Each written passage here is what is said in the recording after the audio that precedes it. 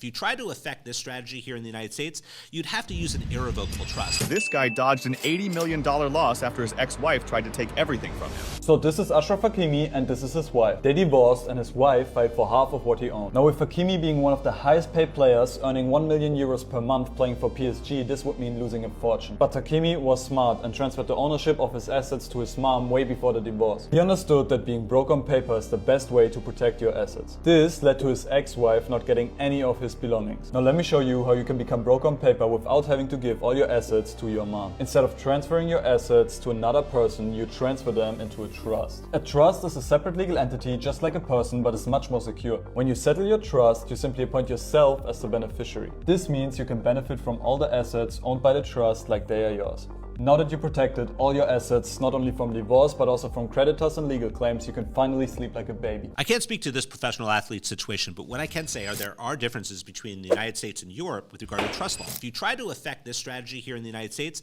you'd have to use an irrevocable trust, and doing so would actually be disadvantageous with regard to income taxation because irrevocable trusts are definitely not at preferential tax rates. The other thing to note is that if you use these resources in order to support your lifestyle in marriage, it's highly probable that your spouse or soon-to-be ex-spouse's attorney would be able to successfully reach those assets in a divorce settlement.